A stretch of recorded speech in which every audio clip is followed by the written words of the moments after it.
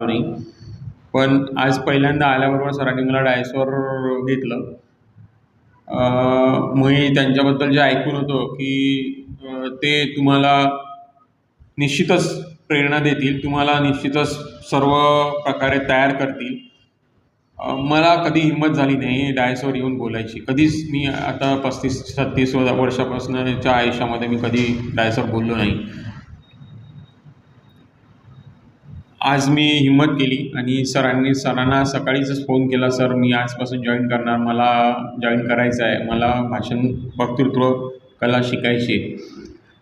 सरांनी मला यापूर्वी पण मी फर्स्ट टाईम 10 महिन्यापूर्वी आलो होतो, तेव्हा त्याच्यानंतर मी येत नव्हतो, तर मला सरांचे रेग्युलर मेसेजेस यायचे की वक्तृत्व, भाषण शिका आणि तो जो टच होता माझ्यासोबत सरांचा, त्याच्यामुळे मी खरंच त्यांच्या जवळ येत गेलो आणि तो माझा एक विचार, त्यांचा एक विचार किंवा वक्तृत्व शिकायचा एक विचार माझ्या मनामध्ये कायम ठाम मानून बसलेला होता आणि त्याच्यामुळेच मी आज माझ्या डोक्यात किंवा माझ्या मनात विचार आला की आज आपल्याला सरांना फोन करायचा.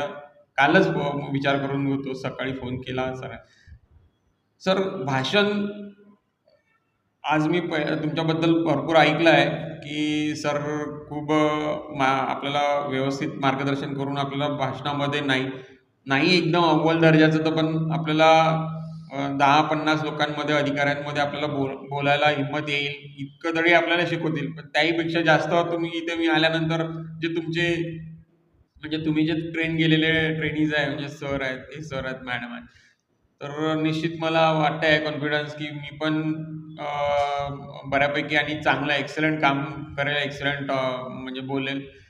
त्यामुळे कंचे सर, मला तुम्ही तुमच्याबद्दल भरपूर ऐकून आहे. तुम्ही मला निश्चितच मार्गदर्शन करून मला स्टेजवर डेअरिंग माझ्यात निर्माण कराल, याची मला शाश्वती आहे. आणि वक्तृत्व हे यायला पाहिजे. 10 लोकांमध्ये, 100 लोकांमध्ये आपल्याला बोलणं म्हणजे जो कॉन्फिडन्स आपला, हा फक्त बोलण्याचाच कॉन्फिडन्स नाही वाढत.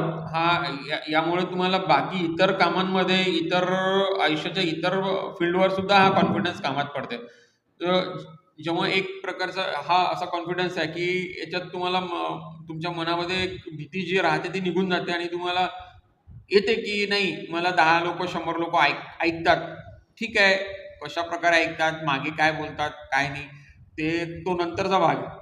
पण तुम्ही स्टेजवर जाऊन बोलणं, मग हळूहळू तुमच्या ज्या चुका आहे त्या चुका रेक्टिफाय म्हणजे निघतीलच. जसं बाहेरून लोक आपल्याला हे देतील, फीडबॅक देतील की बाबा इथं चुकतं, असं चुकतं, ते तर बाकी सरांकडनं अपेक्षित आहे. सर मला इथेच ट्रेन करतील, नो डाऊट.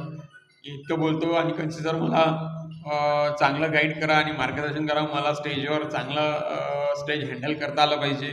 देन मला ते जे म्हणतात आपण